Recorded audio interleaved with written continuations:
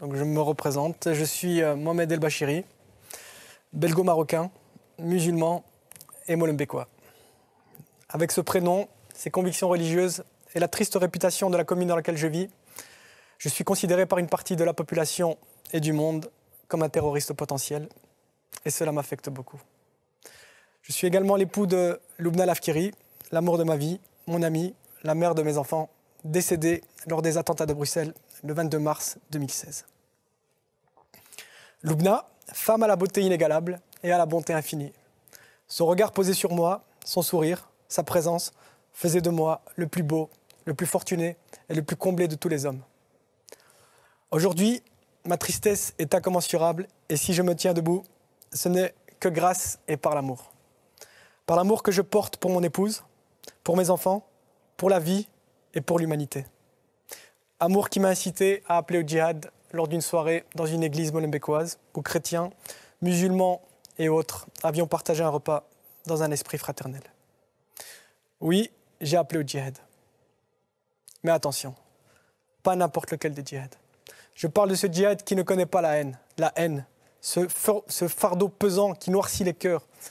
Je parle du plus vrai, du plus noble, du plus beau combat pour un musulman qui s'oppose à la terreur. Ce djihad qui incite à aller vers l'autre, son frère, différent, pour lui sourire, le comprendre et lui exprimer de l'empathie. Ce djihad qui aime pour exister, qui cherche l'étreinte pour éteindre les flammes de la rancœur et qui n'impose pas sa vérité. Car comme il est dit dans le Coran, « La ikraha fid din », nulle contrainte en religion. Ce djihad, mon djihad, qui crie son amour pour l'Occident, cette partie du monde qui m'a vu naître et qui m'a tant donné. Moi, l'enfant de l'univers, votre frère en humanité. Ce djihad d'amour devrait être la réponse à ceux qui cherchent à nous diviser et à propager la violence et le terrorisme. Comme si dans un champ de bataille, le cri des vaincus agonisants était une symphonie à la gloire du Dieu victorieux. Maudite soit la guerre, maudit soit le terrorisme. Je reviens à l'essentiel, l'amour, ce socle sur lequel toute pensée, toute croyance, tout être humain devrait se reposer. Elle devrait être une force universelle et la base de toute communication entre nous, les êtres humains. Dans cette relation axée sur l'amour, nul n'a prétention de détenir la vérité vraie, et encore moins la volonté de l'imposer. Cette quête de vérité, nous l'avons en chacun de nous. C'est une des caractéristiques de l'animal raisonnable que nous sommes. C'est un cheminement personnel dans le but d'atteindre ce que les Grecs appelaient l'ataraxie, cette condition d'âme apaisée. Pour ma part, le chemin choisi est l'islam. Mais ce chemin, ce sentier, est emprunté par ce que je suis dans un premier temps, un être humain. D'où de manière logique l'importance de mettre en avant mon humanité avant mon islamité.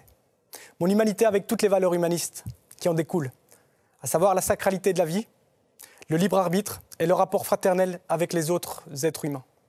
Être humaniste musulman, c'est accepter, savourer et considérer comme un privilège le fait de vivre dans la diversité. C'est aussi la capacité de contextualiser certains textes du Coran, et notamment les passages guerriers en les considérant comme des récits historiques et propres au 7e siècle, et qui ne devraient en aucun cas être utilisés pour faire du mal ou porter atteinte à la vie d'autrui. Être humaniste musulman, c'est s'intéresser à notre histoire commune, celle de l'humanité, avec tous ces grands hommes qui ont fait avancer le monde. Ces hommes de la Grèce antique, de Mésopotamie, de Rome, de Chine, d'Orient et d'Occident. C'est arrêter un moment de regarder vers les cieux et se tourner vers son prochain, lui sourire et le comprendre. Et si mon prochain est à l'antipode de mes pensées, de mes croyances, il a certainement une part de vérité. Car comme disait Héraclite, il y a une vérité dans une chose et son contraire.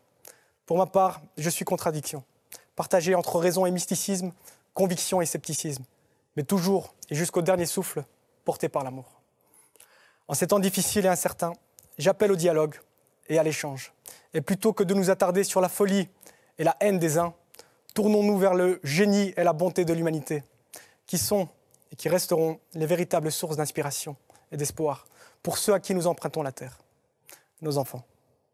Je soulignerai également l'importance de la culture, car c'est ce qui mène à l'ouverture. Et quand je vois Averroès, ce philosophe musulman, qui a permis, par ses nombreux commentaires et traductions de textes grecs, la transmission de la majeure partie de la pensée aristotélicienne à l'Occident, quand je le vois immortalisé dans une fresque au Palais du Vatican par les mains du maître Raphaël, je ne peux que ressentir une grande émotion et constater que nous, musulmans, pouvons et avons déjà contribué auparavant à la grandeur de l'Occident. Et que finalement, il n'y a pas de choc de civilisation, mais de magnifiques rencontres.